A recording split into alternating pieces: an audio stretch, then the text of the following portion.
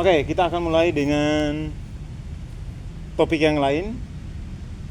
Eh, Kalau yang part 1 memang lumayan subscribernya, lumayan nambah. Ya nggak banyak sih, tapi lumayan lah. Kita akan ngobrol-ngobrol. Lokasinya di LPPM. Nah sekarang gantian nih. Ivan pakai celana panjang, saya pakai celana pendek. Dan lumayan banyak nyamuknya. Gak apa.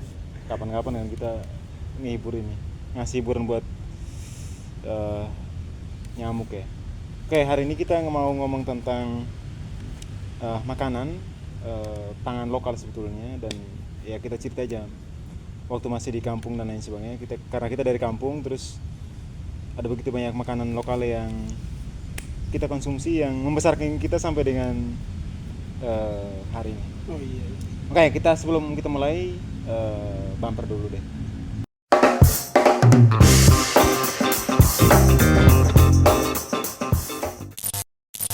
Oke. Industri ya. Harus ada bumper dulu. Oke. Hari ini kita akan bahas sebetulnya tidak terlalu serius, tapi ya kita mau sharing aja tentang makanan-makanan yang membesarkan kita ya waktu kita masih kecil. Terus ya itu tidak bisa dipungkiri, itu membesarkan kita.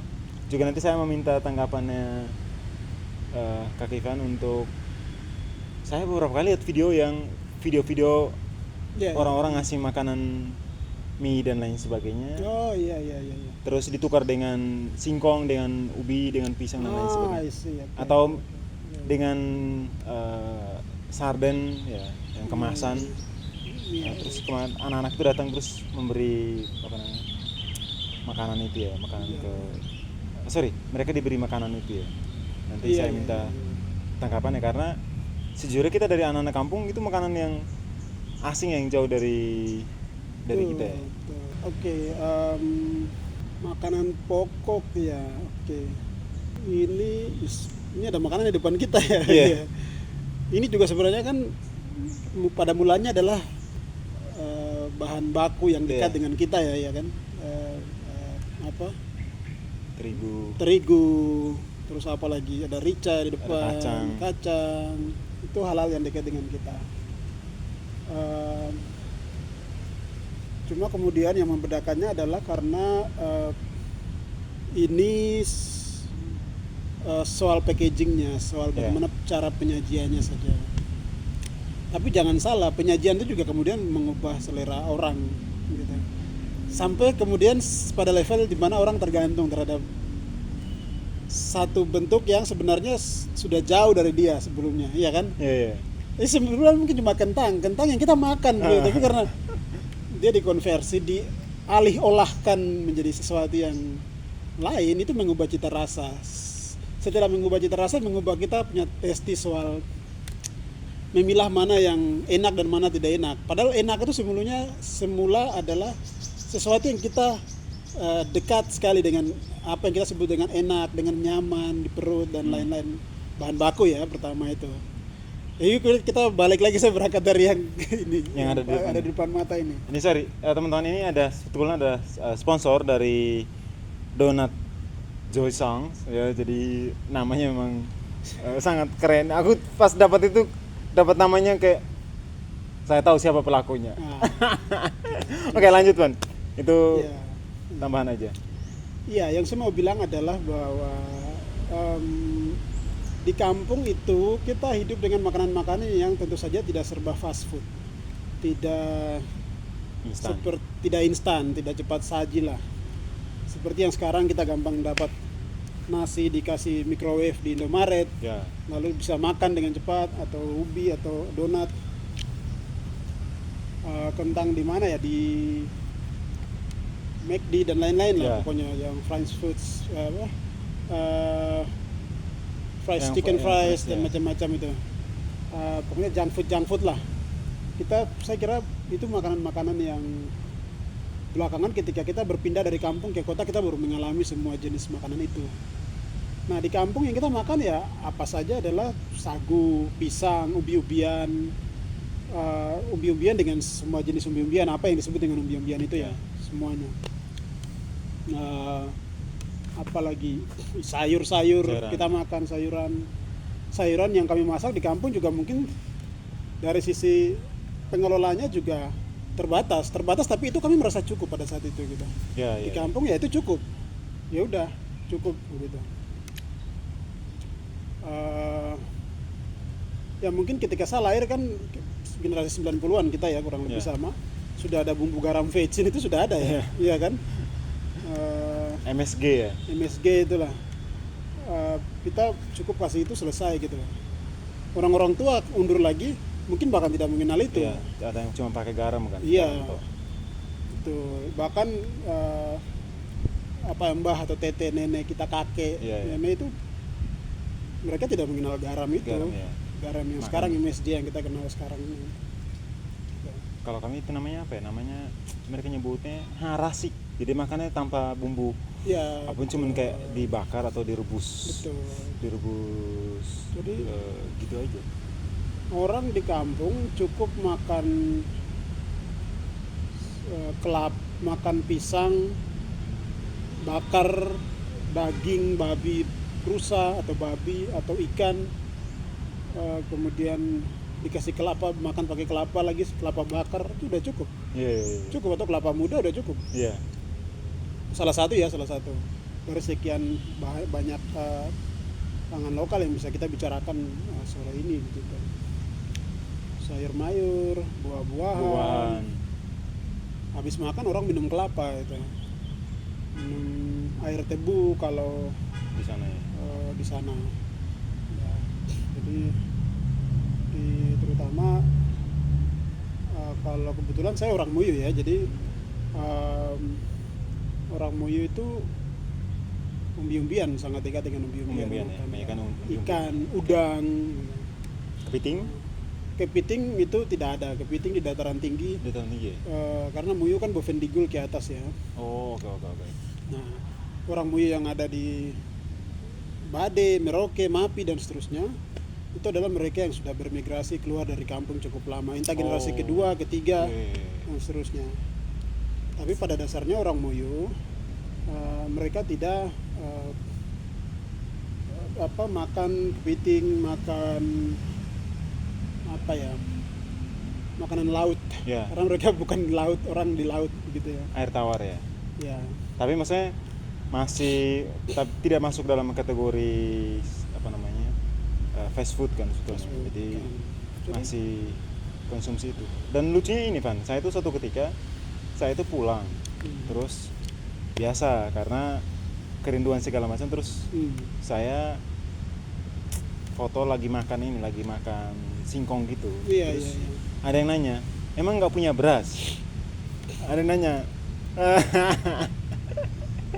Terus saya bilang, ya beras ya bukan makanan pokok kami. Iya, iya. Makanan pokok kami adalah Itu ya. sagu, umbi-umbian, pisang. Ternyata sagu kita memang ini ya, Van ya. Ternyata beda ya. Oh, iya. Iya. Terus? Ternyata Gimana sagunya kalian itu kan yang dia kan tidak terlalu tinggi kan. Nah, kalau kami itu tinggi banget. Iya.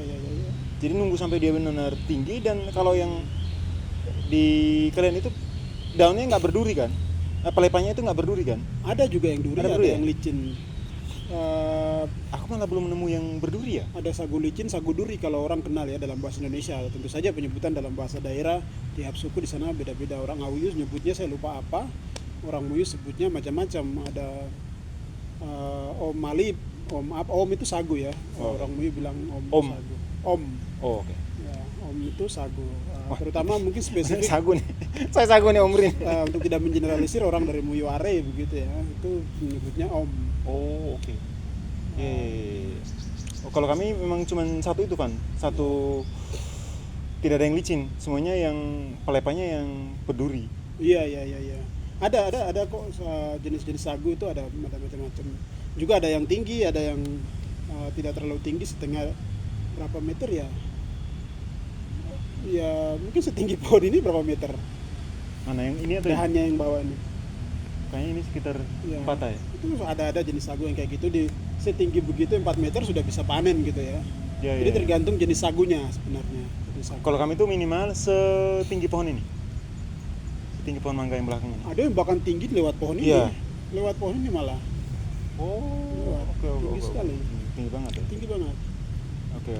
Biasanya kalau orang di Auyu di Bade, kebetulan saya lahir dan besar di Bade, di tanah Auyu, orang Auyu Bade itu sagu yang orang biasa menandai sagu itu sudah bisa umur panen adalah ketika lihat dia sudah bunga.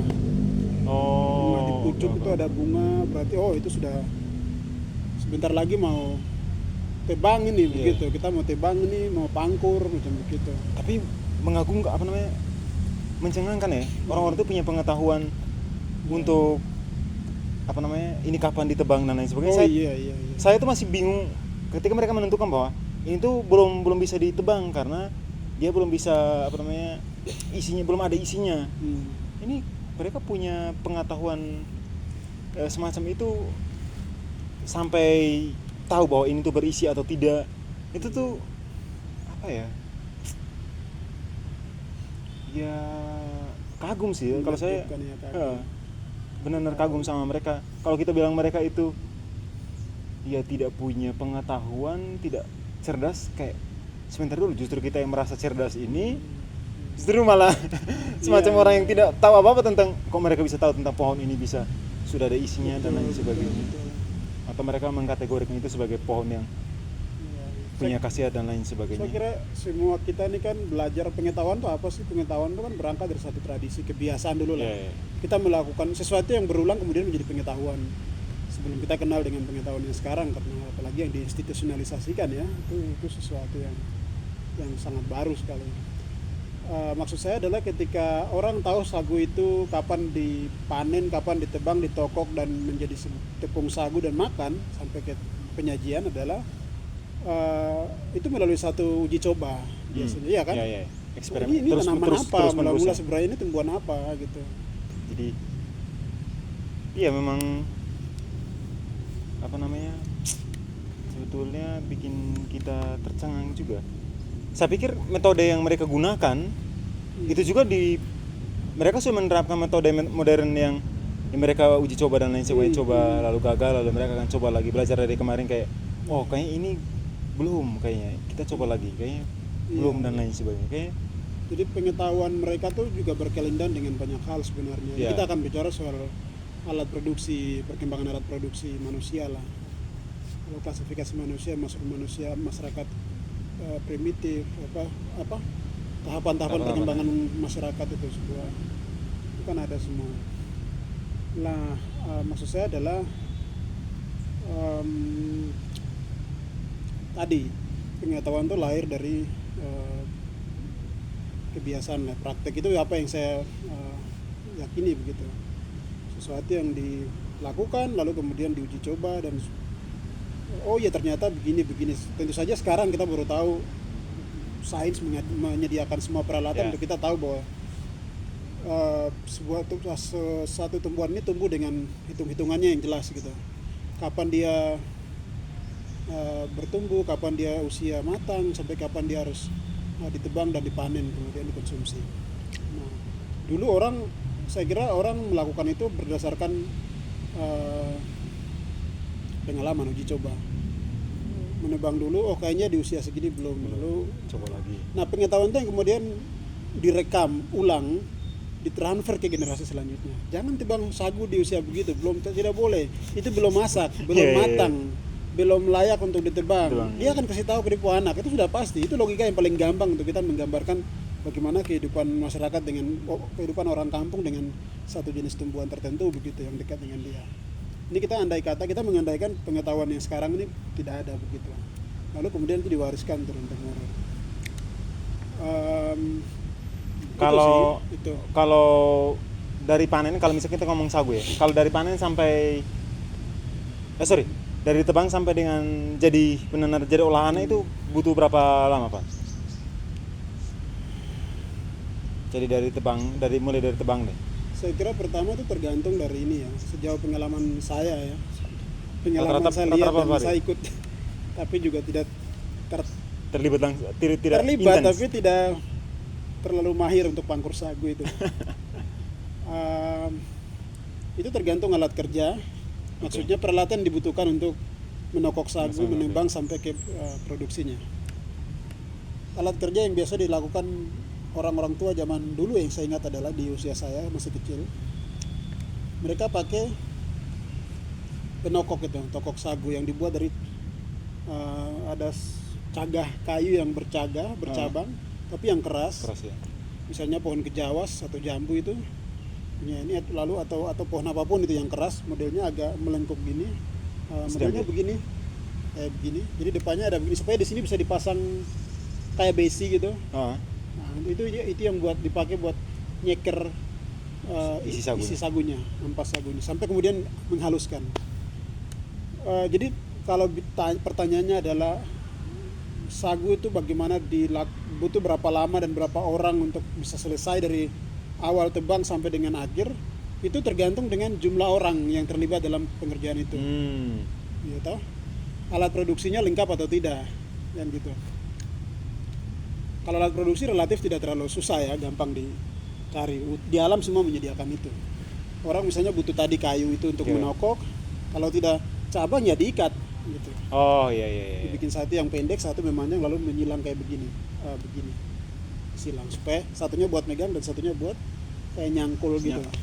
Oh ya, aku pernah lihat di videonya National Geographic ya, Itu satu.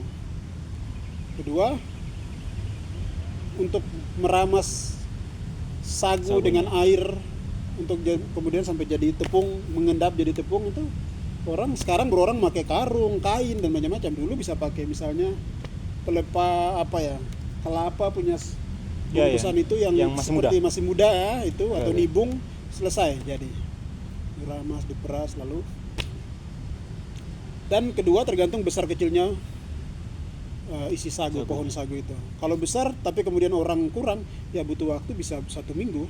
Kalau cuma bapak dan mama yang olah gitu ya misalnya, andai kata mereka punya kesibukan yang lain dan itu hanya cuma bisa dilakukan dengan waktu tertentu begitu, karena mereka harus menyiapkan hal-hal di rumah, anak dan seterusnya, berkebun yang lain gitu. Biasanya sagu juga dalam proses menokok mereka tidak habiskan kadangkala, jadi separuh disiapkan atau ampas sagu itu dibiarkan supaya jadi makan babi gitu. Jadi ketika babi datang gampang orang panah gitu. Orang tua orang panah. Oh, untuk semacam jebakan ya? Jebakan, ya jerat namanya, perangkap lah. Perangkap ya. Aku mikir bukan untuk pakan peliharaan. Bukan. Itu memang untuk ulat sagu. Jadi ulat yang lahir dari karena fermentasi sagu sagunya. Itu lalu jadi ulat sagu, kumbang sagu itu dalam bahasa Latin apa itu? Warna hitam-hitam itu. Kalau kami 1 minggu, itu paling cepat 1 minggu. Setelah dari tebang itu, karena 1 hari buat memisahkan dulu yang kulit luarnya, terus diambil dulu dan lain sebagainya. Jadi teman-teman, jadi sudah makan sagu itu kelihatannya nikmat, tapi prosesnya itu lumayan panjang dan harus diiris-iris. Kalau kami kan yang diiris-iris, iris kecil-kecil baru dijemur dulu. Yang saya cerita tadi kan itu proses pendek-pendeknya lah sebenarnya. Kalau mau dibicara dari awal panjang sekali. Panjang banget itu. Pertama orang harus babat, bikin lahan, bersihkan tempat di situ di pinggir pohon sagu. Kenapa? Supaya sagu rubuh, kita punya ruang gerak lebih luas. Datang taruh makan, bisa bakar apa, sagu dan segala macam. Bisa di sekitar situ jadi bersih dan ini ruang geraknya lebih enak. Pangkas pelepah-pelepah yang tidak, pelepah sagu yang sudah tidak guna yang tadi kau bilang, bersihkan. Sampai kemudian tebang juga dia harus jatuh kemana, kalau di sana jurang ya harus tebang kemana supaya jatuh ke tempat yang enak, disiasati macam-macam. Jadi ya itu tentu saja pokoknya untuk tebang sagu itu tentu saja butuh pengetahuan, butuh orang, butuh waktu, dan kemudian sampai pada kita memperoleh tepung sagu yang baik. Kalau kami itu nebangnya pakai kampak. Iya. Tapi yang selalu saya kagum adalah mereka, karena itu kalau salah nebang, itu bisa pohonnya itu bisa nyeret mereka soalnya. Nyeret mereka rame-rame itu soalnya. Betul. Kebayang kalau nyeret mereka nggak bisa hidup itu. Betul. Saya mesti nggak hidup itu, pohonnya gede banget. Besar. Pohonnya segede itu, nyeret mereka selesai itu dan Iya. terlalu berat itu. Kan kalau yang sekarang kan pakai sensor segala macam. Itu mungkin lebih ini ya, udah teknologinya ini Saya jadi jarang lebih gampang. dulu waktu di kampung tidak menemukan orang tua, terutama saya memperhatikan orang tua saya menebang sagu tidak pakai sensor atau apa, mereka cukup pakai kampak ya, Iya iya iya. kapak selesai gitu, meskipun butuh waktu, tapi ya karena orang terbiasa terlatih dengan itu sehingga Ya, gampang. memang ototnya memang Iya. udah kuat. Lalu menarik sebenarnya ketika bicara sagu itu sampai kemudian di proses penyajian itu. Eh, dalam kebudayaan, tiap kebudayaan kan pasti beda-beda tuh.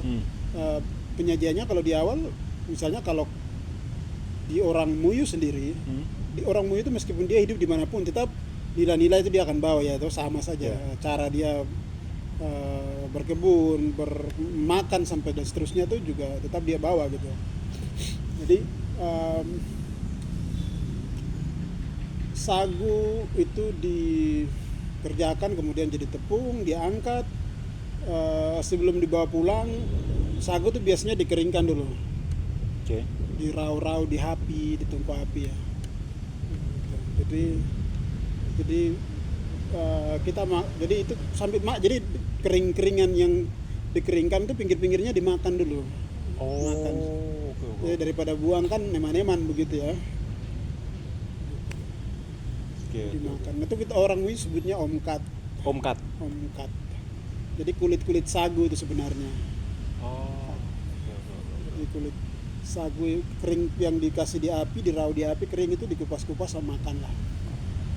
Nanti kemudian yang sudah kering diambil buat ayak-ayak apa begitu. Nah sebenarnya dengan ingin meninggalkannya begitu saja, sebenarnya sagu bisa kering dan bisa ini jemur, ditambah jemur lagi. Iya. Lebih bagus.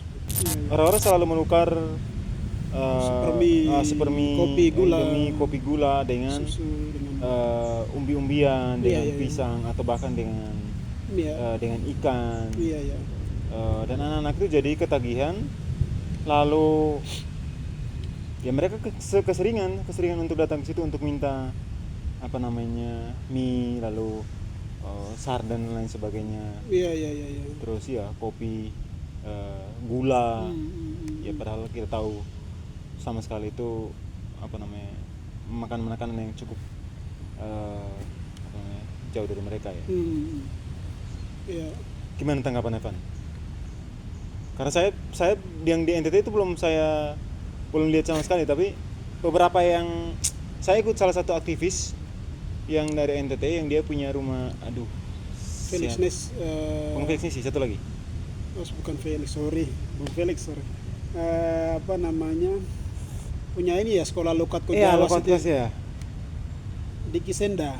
Diki Senda, kakak Diki Senda. Sorry, kakak saya lupa.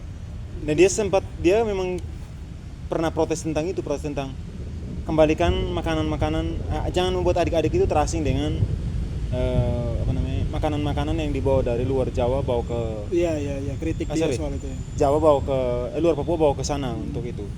Kritiknya itu. Saya sempat itu lihat itu. Iya, benar. Saya kira di Papua itu ada problem-problem semacam itu kelihatannya sederhana, tapi tampaknya sederhana, tapi menyimpan sebuah kompleksitas yang agak rumit sebenarnya kalau menurut jelaskan itu. Di sana kelindan dengan proses kolonialisme, kelindan dengan kapitalisme. Iya, kapitalisme tentu saja. Udah pasti. Imajinasi tentang modernisme, orang pengen hidup dengan tadi kita kaitannya dengan junk food, fast food dan macam-macam itu sebenarnya. Jadi kompleks sekali, tapi poinnya benar bahwa yang sebenarnya saya sangat sayangkan adalah selalu saya kebetulan baru belakangan juga main TikTok, terus baru ikuti, tapi video-video yang tadi bro cerita adalah itu juga muncul di Reels Facebook, Reels Instagram kan gitu, orang nemu ada orang kampung datang bawa ikan tukar dengan beras, bawa umbi-umbian tukar dengan Supermi dan lain-lainnya. Itu ada, bahkan di Merauke juga terjadi sampai ke pelosok Mapi dan sampai dari pesisir sampai ke wilayah pegunungan Papua. Praktik semacam itu terjadi, dan yang sangat disayangkan adalah menurut saya itu justru selalu yang dilakukan oleh orang-orang yang menjadi eh, apa ya, yang seharusnya tidak melakukan itu, orang-orang dengan latar belakang pendidikan yang cukup memadai, punya pengetahuan yang cukup tentang apa itu ketergantungan, apa Iya, itu iya, iya. em, makanan gizi seimbang, Iya, apa betul. itu. Setidaknya punya kesadaran terhadap gizi sebetulnya. Ya, saya tidak mau generalisir, tapi yang saya temukan adalah misalnya itu guru-guru yang tugas di pedalaman misalnya. Ah, Saya tidak mau menyebut nama, tapi ada itu guru-guru yang tugas di pedalaman. Nakes yang tugas juga di pedalaman. Mereka yang ditugaskan di pedalaman, tapi kemudian dengan perkembangan teknologi, informasi yang cukup cepat, itu kemudian menyediakan satu tools yang bagus, tapi tidak dipersiapkan oleh sumber daya yang oke. Orang-orang yang tidak menyikapi itu dengan bijak untuk misalnya contoh membuat konten ya belakangan, karena konten-konten untuk FB Pro ya. itu kan menghasilkan uang gitu, duit, dan itu menggairahkan orang untuk memotret apa saja gitu. Oke, ini teman-teman tiba-tiba hujan, jadi kayaknya memang kami agak percepat aja. Jadi kontennya kayaknya nggak akan panjang.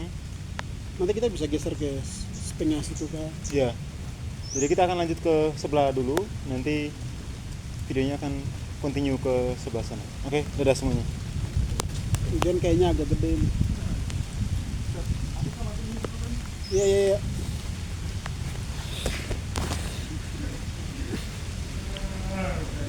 Geser kemana nih? Sementara di situ dulu kah? Sementara di situ dulu ya. Weh, donat basah. Donat basah.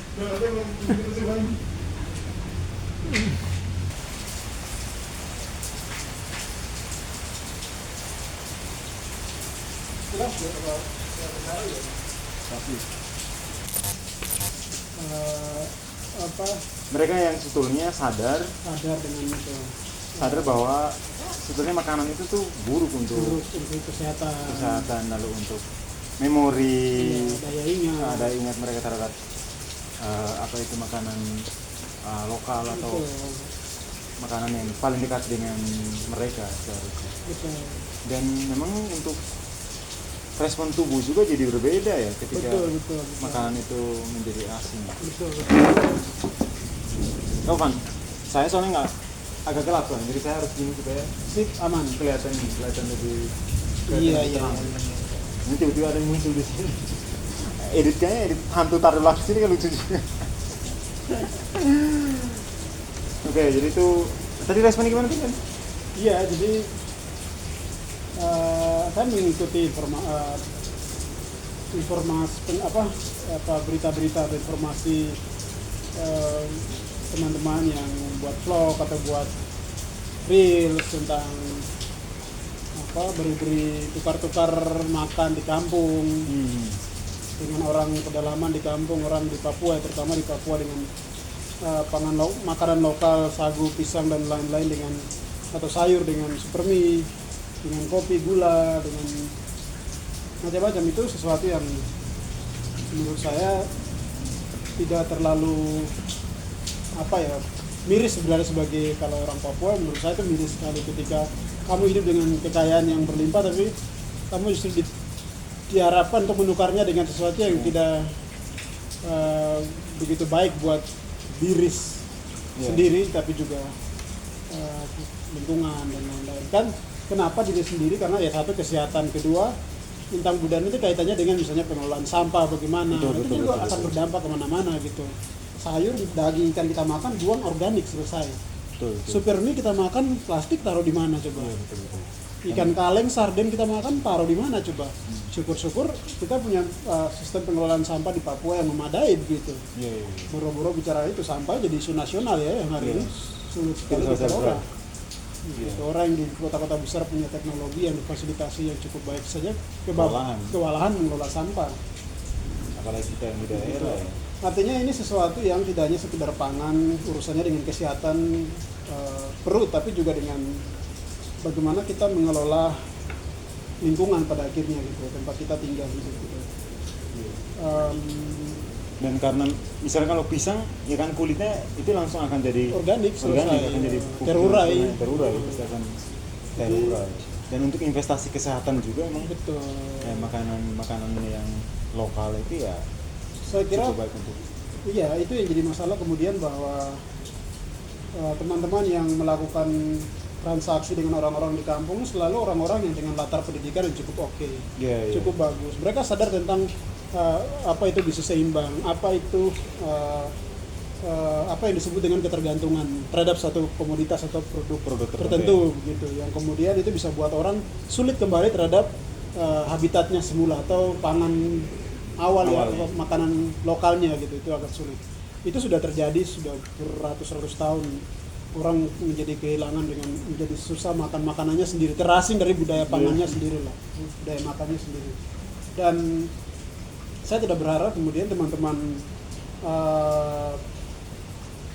teman-teman praktisi kesehatan, pendidikan, guru yang bertugas di pedalaman Papua itu melakukan hal-hal yang alih-alih menyebar kebaikan, tapi justru menjadi stimulus orang Papua, itu menjadi stimulan orang Papua kemudian tergantung dengan pasti akan ketergantungan produk-produk yang pada akhirnya itu mengkolonialisasi orang Papua itu sendiri. Gitu. Bukan ini ya, kita tidak mau terbuka terhadap dunia, tapi tolong supaya ya, keterbukaannya bukan dengan cara seperti itu, dengan yang instan dan lain sebagainya. Saya tahu bahwa itu ada juga yang menjadikan itu sebagai sebuah hiburan, tapi hiburannya itu keliru ya, itu keliru. Dan itu memang ada beberapa juga yang nanti saya cari videonya bahwa itu juga datangnya dari para suster, dari para kaum religius ya. Iya, jadi itu sebetulnya mereka sadar betul atau tidak, tapi ini kita bukan untuk menasihati atau kita menjadi menggurui, bukan, tapi dari perspektif kita sebagai orang-orang anak-anak daerah atau anak kampung gitu, tahu bahwa itu tuh sebetulnya ya hanya akan menimbulkan masalah baru aja. Alih-alih untuk supaya mereka terhibur, justru berupaya untuk mengatasi sebuah masalah, tapi akan menimbulkan masalah yang lebih besar lagi. Tentu saja saya menyadari ini bahwa teman-teman di daerah pasti akan bilang bahwa kalian cuma ngomong gitu, kalian belum tahu realitas di sini. Itu selalu jargon yang dipakai untuk mementahkan argumentasi teman-teman yang mengkritik kejadian atau persoalan serupa yang itu begitu. Padahal sebenarnya itu harus dilihat sebagai sebuah kritik yang membangun, yang juga datang dari anak Papua sendiri atau teman-teman Papua sendiri, bahwa itu tidak benar, itu sesuatu yang bukan dekat dengan kita gitu, itu sesuatu yang it doesn't make sense. Itu tidak ada kaitannya dengan cara kami hidup, cara kami mengkonsumsi sesuatu di sana gitu. Jadi kami kritik karena kami sayang jangan sampai itu terulang dan kemudian menjadi sebuah kebiasaan terhadap orang-orang Papua di sana. Ya betul, dan itu kan kenapa kita ngomong ini, karena kita sudah mengalami itu, kita mengalami di mana saat-saat ini mana kita ketergantungan, lalu ketika kita mengkonsumsi makanan-makanan yang sejak awal kita hidup dari sana, itu malah lebih, misalnya kalau saya konsumsi umbi-umbian itu lebih kenyang dibandingkan dengan makan nasi. Misalnya makan ubi itu sampai jam 12, makan jam 7 sampai jam 12 itu di tengah-tengah jam 10-an itu tidak lapar. Dari jam 7 sampai 12 baru lapar di jam 12 atau jam 1. Sedangkan kalau makan nasi itu tuh jam 10 itu udah lapar dengan intensitas kerja yang sama, dengan pola dengan aktivitas yang sama, itu kebutuhan energinya ya itu karena kan tubuhnya terlatih itu dengan makanan-makanan yang lokal seperti itu. Nasi itu bukan, bagi kami itu bukan makanan bukan pangan yang ini, bukan makanan pokok. Makanan pokoknya ya umbi-umbian, pisang, sagu dan sebagainya. Iya, dan saya kira banyak orang sudah menulis mengkritisi secara paper atau tulisan di mana-mana ya, yang mengkritisi soal ada pergeseran paradigma itu ya, pola konsumsi dan juga paradigma, termasuk bagaimana orang luar Papua melihat orang Papua dalam konteks pangan, juga orang Papua melihat dirinya sendiri bagaimana, apa yang kemudian dia tertarik atau apa yang dia makan, apa yang dia suka hari ini, kaitannya dengan makan, kebiasaan makan dia, apa yang dia makan dan apa yang dia tidak suka dan dia suka. Itu juga banyak riset dan penelitian hari ini. Meskipun saya harus disclaimer, meskipun riset lagi-lagi jangan hanya karena kata riset juga itu menjadi sebuah Iya. justifikasi mutlak bahwa itu juga benar gitu ya. Ya, lalu Tapi ya kita harus akui bahwa tidak semua riset itu juga bermutu, dan ada juga riset-riset yang baik untuk mendukung argumentasi kita ngomong gitu ya, sesuatu yang dekat dengan kita gitu. Misalnya tentang yang bagus menurut saya adalah sebuah tulisan di teman-teman dari Litbang Kompas nulis tentang gastrokolonialisme itu di Merauke, itu bagus sekali. Itu salah satu contoh. Lalu fenomena yang kita ngomong hari ini tentang tukar menukar bama ya, bahan makanan di pedalaman Papua, itu juga dikritik juga di satu tulisan di Remo TV oleh teman-teman. Bagaimana, tapi di Remo TV kaitannya konteksnya dengan bagaimana media merepresentasikan kemiskinan orang Papua gitu. oh oke. Ya, saya kira itu juga sebenarnya menarik karena Bagaimana kemiskinan itu dipresentasikan dan direpresentasikan. Itu kaitannya dengan buku yang kemarin kita singgung sebenarnya, bagaimana kemiskinan itu dipotret ya. Oke, Pan, ini di depan, bukan depan, di samping kita sebenarnya ada donat dari tadi sudah disebutkan dari teman kami. Jadi sebetulnya makanan sini ini tidak bisa untuk, maksudnya untuk snack, untuk mengisi misalnya untuk snack ya boleh, tapi bukan untuk dijadikan sebagai bukan untuk makanan pokok. Tentu bahannya pasti dari bahan makanan pokok ya, tapi dalam konteks makanan itu jadi tidak bisa untuk menggantikan. Kalau kita tidak makan sagu, tidak makan pisang, tidak makan singkong, terus kita menjadi konsumsi jenis ini. Ini kan produk olahan ya? Ya, produk olahan. Ya kurang lebih seperti itu. Dan ini nggak cuma donat ya, tapi juga ada sambal ya. Aku pas lihat namanya, tau gak namanya sih, Pak? Mamakmu. Mamakmu sambal.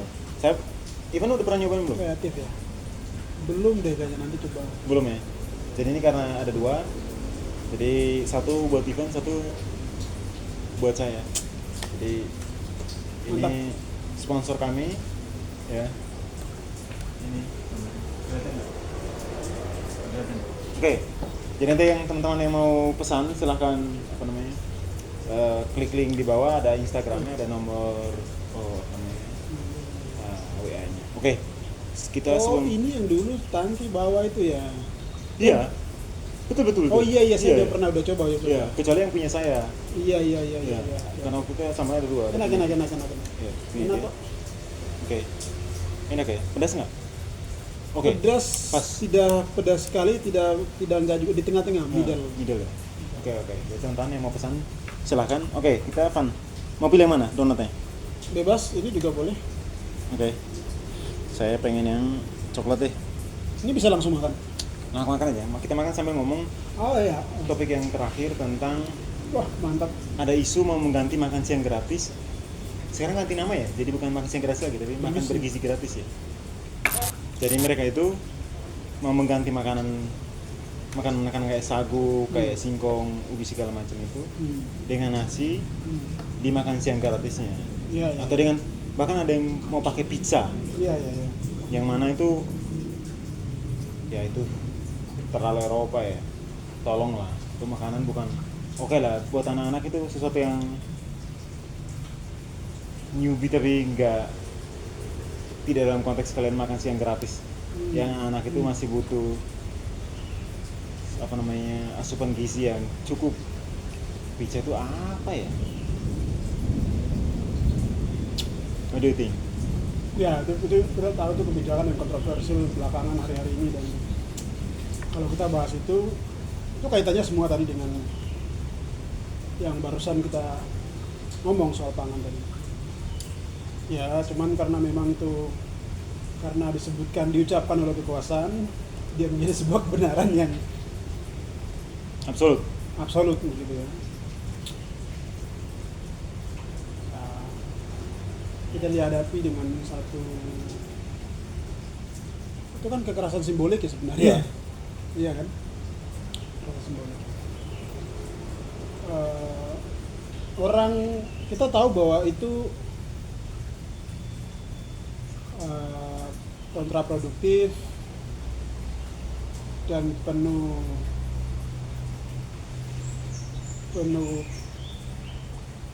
kecurangan di dalam mengelola kebijakan itu, juga banyak kesalahan, banyak yang perlu dievaluasi, dikritisi. Tapi karena itu terlanjur diucapkan oleh seorang kepala negara misalnya, apapun harus dikerjakan begitu ya. Orang merasa ya sudah, ini untuk baik, untuk makan demi anak-anak kita, demi bangsa dan negara, maka dilakukan begitu, diterima begitu saja. tanpa kajian yang memadai, kajian yang baik gitu. Itu problem pelik banget. Kalau kita mau kasih contoh, banyak orang sekarang hari ini keracunan gara-gara makan bergizi gratis di berbagai Iya. tempat. Terlalu Ratusan banget. orang, jangan-jangan ribuan gitu. Dan tapi presiden kita menyebutnya cuma 99 orang. Cuma, ada kata cuma loh, ingat. Pakai nyawa ya. Cuma loh. Satu Kalau pun saya tidak salah, nanti bisa di cross check ya teman-teman. benar kok. Aku sempat baca di ini di Kompas. Bukan. Kumparan. Ya, Nanti aku coba cantumkan ini. Walaupun satu ya tetap aja nyawa itu. ya, ya bagaimana komunikasi politik Ada kita ini. hari-hari ini menyedihkan sekali. Ya, saya sebenarnya lost hope untuk membicarakan ini pemerintahan kita, karena sejujurnya keselamatan dan ya hidup kita ada di kaki dan tangan kita sendiri.